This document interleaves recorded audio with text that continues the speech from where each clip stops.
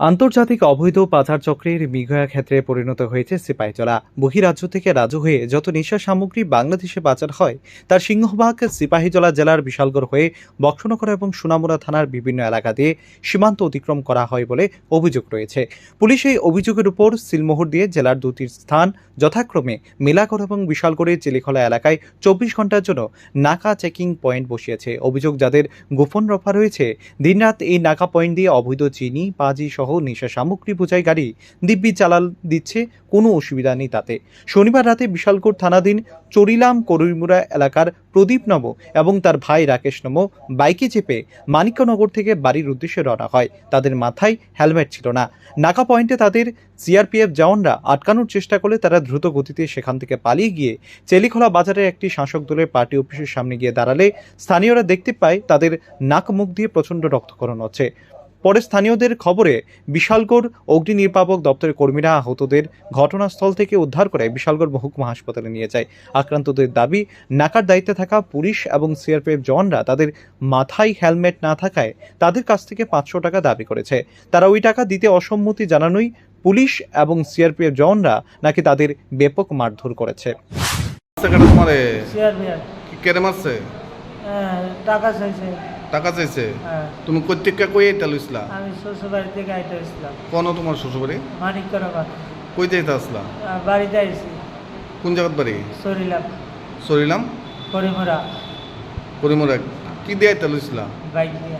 কোন জায়গা তোমারে আটকাইছে? সেলিগলা। সেলিখলা নাকা পয়েন্টে? হ্যাঁ। কে আটকাইছে? সিআরপিএফ। আটকাইয়া? আটকে একজনে আটকাইছে, আরেকজনের পিটা মারছে, টাকা চাইছে। কত? 500 টাকা। 500 টাকা? কি কারণে? হেলমেট নাই। হেলমেট নাই দিকা 500 টাকা দিতা? হ্যাঁ। এবারে তোমার মারছে? হ্যাঁ। কি নাম তোমার? প্রদীপ নম। কোন জায়গাত বাড়ি? সরিলাম করিমুরা। কয়জনের মারছে? 2 জনের। কি নাম আরেকজনের? রাকেশ নম। কোন জায়গাত বাড়ি হ্যাঁ? এরও সরিলাম। তোমরা দুইজন আইতা লইছলা বাইক দিয়া? বাইক দিয়ে আইতে আসলাম। তারা কয়জন আছো সিআরপিএফ? তারা 8-9 জন আছে। 8 থেকে 9 জন। আনছে কাটা তোমার কোন হসপিটাল? হসপিটাল যে ফায়ার সার্ভিস। তো কি কইছে ডাক্তার? ডাক্তারের জিবি রেফার করছে। জিবি রেফার করছে। ঘটনাকে কেন্দ্র করে মুহূর্তের মধ্যেই এলাকায় পরিস্থিতি উত্তপ্ত হয়ে ওঠে। স্থানীয় কিছু যুবক প্রতিবাদে রাস্তা অবরোধ করে। তাদের অভিযোগ, নাকায় কামাইরা চলছে। পাচারের মৃগয়া ক্ষেত্রে পৌঁছতে এটাকে করিডোর হিসেবে ব্যবহার করা হয়। মধুপুর বিশ্রামগঞ্জ এসপি অফিস থেকে পুলিশ কর্মীদের নাকার ডিউটিতে দেওয়া হয়। রাতে যাদেরই এই নাকা পয়েন্টে ডিউটি থাকে তাদের প্রত্যেকে মোটা অঙ্কের টাকা নিয়ে সকালে বাড়ি ফেরেন। তাই এই নাকা পয়েন্টে পুলিশ ডিউটি করতে খুব পছন্দ করে। অবৈধ পাচারের গাড়ি বাদ দিয়ে পুলিশ শুধুমাত্র স্থানীয়দের হেনস্থা করে বলে অভিযোগ করেন পথ অবরোধকারী যুবকরা। আমরা এগুলো লোকাল, ঠিক আছে? এদিকে আমরা যেতে গেলে, মানে বাইক লয়ে যেতে গেলে আমরা হেলমেট লাগে, স্কুলে বাচ্চা পরে হেলমেট লাগে। গরু গাড়ি যা, কাঠের গাড়ি যা, চিনি গাড়ি যা, কোনো পয়সা লাগে না। আমরা লোকালে যদি এগুলো যদি বাচ্চা আনতাম যাই, হেলমেট আনলাম লাগে। এটা প্রশ্নটা ভাই কিটা, মানে আমরা কি আজকে ঘটনা কি আমরা কি ভাঙাছি না কিটা? এগুলো আজকে যে এই যে ঘটনাটা, আমরা এগুলো আসলাম, সত্যি কথাটা আসলাম, মানে পুকুর ইয়া কথা আসলাম। এই যে ব্যাগটার দিকে টাইট আছে, এই ব্যাগটাতে আমার সিয়ার একটা পিঠা দিছে। আমরা কুত্তার জন্য পিঠাতে, কুত্তার পিঠাতে কে করে উঠে, কুত্তার পিঠাতে কে করে উঠে। হ্যাঁ পিঠা দিয়েছি পরে, হ্যাঁ কোন রকমের সাইকেল একটা বিলটা বাড়ি এগুলো দাঁড়াইছে, এগুলো দাঁড়াইছে, বাড়ি গেছে, হেল্প করছে। হ্যাঁ নাম কি? আমরা তো অন্ধকার না, আর সিআরপিটা অন্ধকার তো না যারে আছে একটা ভাগ্য আইছে না, এটা তো হ্যাঁ ভাগ্য আইছে, ঠিক আছে? কি লোকাল না যারা মারছে? না কেন মারছে জানেন তো? কেন মারছে জানেন? এটা কইতে না, মানে হেলমেট লাগে তো করছে, আমি জানি না। কিন্তু আমি এদিকে মনে করে হে তো মানে মনে করেন থেকে 50 হাত দূরে, কিন্তু হেরে হেলমেট লাগে দাঁড়াইছে না, ফিটা দিছে না, এমন দোয়া দইছে। কোন বাইরে দূরে আসলে কোন বাইছে দামটা আর খাইছে, সেই পিঠা এমন ভাবে পিঠা দেয় না। খবর পেয়ে বিশাল সংখ্যায় পুলিশ ও টিএসআর জওয়ানরা ঘটনাস্থলে ছুটে যান বিশালগড় থানার ওসি ইন্সপেক্টর তাপস দাস।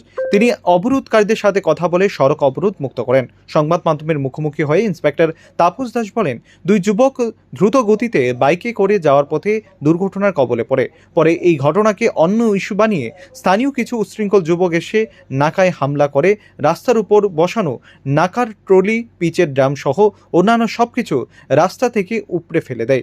কিছুক্ষণ পথ অবরোধ করে তারা, পরে বিশাল সংখ্যায় পুলিশ ঘটনাস্থলে পৌঁছলে তারা ঘটনাস্থল থেকে পালিয়ে যায় বলে জানান বিশালগড় থানার ওসি তাপস দাস।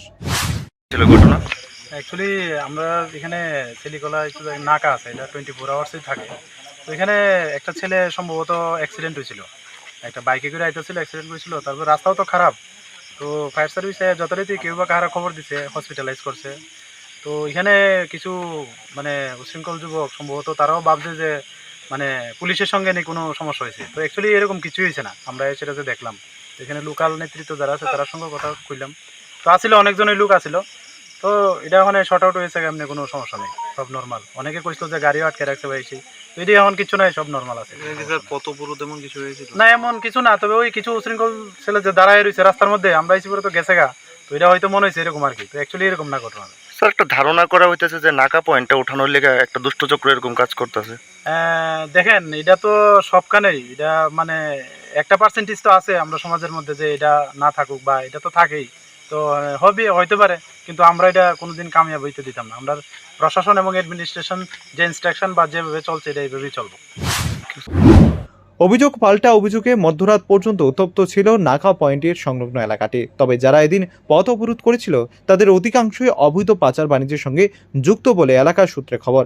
অবৈধ বাণিজ্য ভাটা পড়ায় তারা দুর্ঘটনাকে অনুরূপ দেওয়ার এই পন্থাকে অবলম্বন করেছে বলেও ধারণা শুভ বুদ্ধি সম্পন্ন মহলের।